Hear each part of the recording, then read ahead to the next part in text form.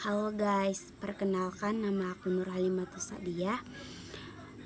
Aku dari AP semester 4 dan di video kali ini aku akan menjelaskan bagaimana kerangka COSO dan tujuannya.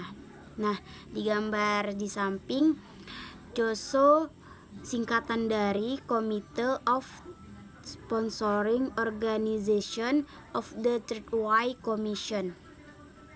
Dan kerangka ini dirancang untuk membantu organisasi dalam merancang, mengimplementasikan, dan mengevaluasi pengendalian internal yang efektif. Dan di gambar di samping ada 3 kerangka COSO yang terdiri dari 3 dimensi utama. Yang pertama, tujuan pengendalian atau kontrol objektifis atau kontrol objektifus. Di sini ada operation atau operasi. Berfungsi pada efektivitas dan efisien operasi organisasi termasuk kinerja dan proteksi aset. Dan ada juga reporting atau pelaporan, bertujuan memastikan pelaporan keuangan dan non-keuangan yang handal, tepat waktu, dan transparan.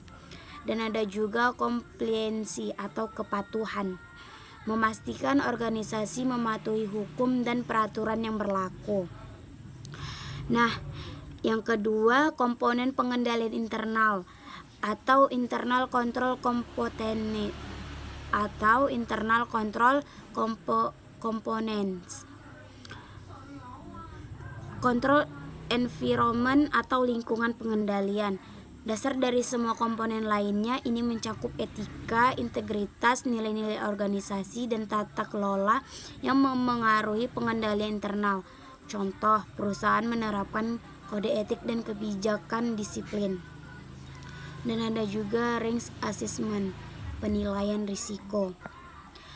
Proses mengidentifikasi dan menganalisis risiko yang dapat menghambat pencapaian tujuan organisasi. Contohnya, perusahaan melakukan analisis risiko tahunan untuk mengidentifikasi risiko utama. Dan ada juga kontrol aktivitas atau aktivitas pengendalian. Tindakan ini yang diambil untuk mengurangi risiko seperti prosedur, kebijakan, dan kontrol fisik. Contohnya, perusahaan memiliki prosedur, otoritas, dan persetujuan untuk transaksi keuangan. Dan ada juga information atau information dan communication atau informasi dan komunikasi. Sistem dan proses yang memastikan informasi yang relevan dikumpulkan, diproses, dan disebarkan secara efektif. Contoh, perusahaan menggunakan sistem ERP untuk mengolah data keuangan dan operasional. Dan ada juga monitoring aktivitas, kegiatan pemantauan. Proses yang memastikan bahwa pengendalian internal berjalan dengan baik dan diperbarui sesuai kebutuhan. Contohnya, audit internal rutin dilakukan untuk menilai efektivitas pengendalian internal. Dan yang ketiga itu tingkatan entitas atau entity levels. Entity level atau tingkat entitas pengendalian yang berlaku untuk seluruh organisasi. Contohnya, kebijakan perusahaan yang berlaku di seluruh cabang. Dan ada juga division atau divisi.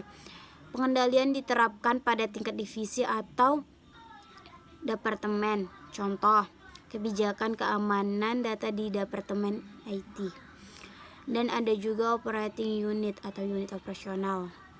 Pengendalian diterapkan pada unit operasional spesifik. Contoh, prosedur operasi standar dan operasi standar di pabrik produksi.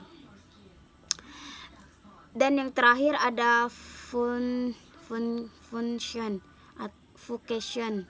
atau fungsi. Function pengendalian. Dan yang terakhir ada function atau fungsi.